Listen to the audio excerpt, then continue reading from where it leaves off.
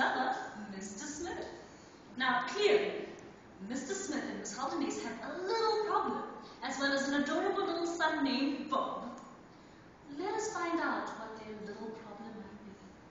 I can't believe you left me for her. You know what? You will never see my son again. You know what? I pay for the child, I pay maintenance, and I visit him every week. What do you want me to do? I don't care what you're going to do. He's my child, you're not getting him, and there's nothing you can do about it. But wait, there actually is something Mr. Smith can do about it. The law is on his side. But what is the law? And what exactly does Mr. Smith have to do to see adorable little Bob? Let's find out. Now the question is, what are Mr. Smith's rights? Parental responsibilities and rights of an unmarried father.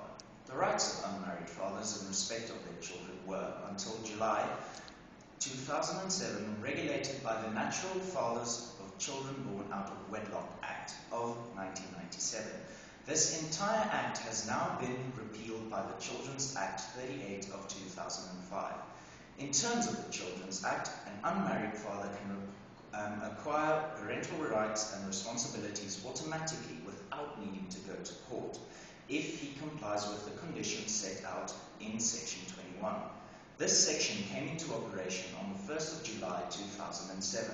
Previously, it was not possible for an unmarried father to acquire automatic rights in respect of his child in terms of the Natural Fathers of Children Born Out of Wedlock Act.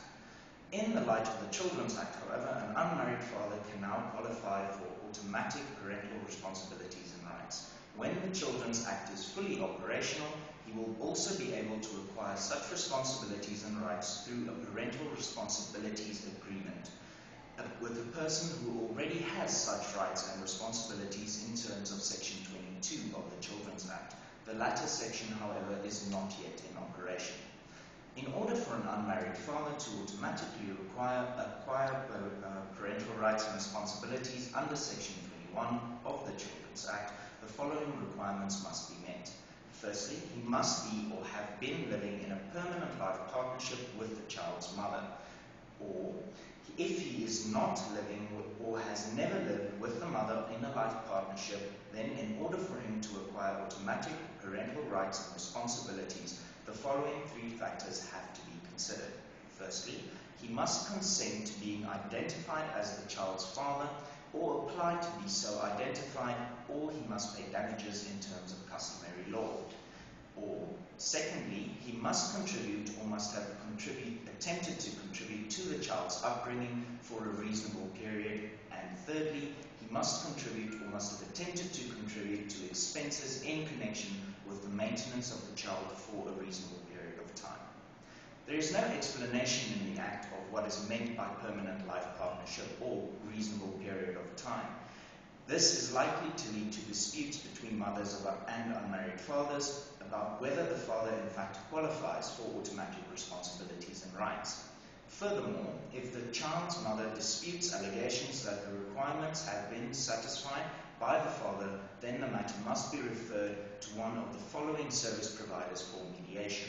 Firstly, the family advocate, or the social worker, or social service professional, or any other suitably qualified person. The courts cannot be approached before such mediation has taken place. If the mediation fails or is not possible, then one of the parties can approach the High Court for an appropriate order. If there is no dispute that the father complies with the conditions set out in Section 21, then he and the mother will be co-holders of parental rights and responsibilities. In such a case, the father would be able to access his parental rights and responsibilities and exercise them sufficiently if he and the mother drew up a parenting plan in terms of Section 33, setting out how they would exercise their respective responsibilities and rights in respect of the child. However, Section 33 is also not yet in operation. There are some challenges that arise with the implementation of Section 21. Although Section 21 provides a mechanism for unmarried fathers to acquire automatic responsibilities and rights, there is no order or document recording those rights. Another problem is that there is no distinct step in the Act which provides a process for determining how a father who has acquired responsibilities and rights should exercise those rights. Upon divorce, there is a settlement agreement that sets out how the responsibilities and rights will be exercised, such as how care and contact is divided. It is a concern that there is no such distinct step, and this may lead to unmarried fathers taking the view that once they have established their rights, they can immediately exercise them. This could have a negative effect on the children. Clearly, the best interests of the child would require a proper assessment of the circumstances before arrangements are made. For example, if the unmarried father has never previously had contact with the child, it would be necessary to phase in the contact. Once the Act is fully operational, however, Section 33 will be of assistance in this regard.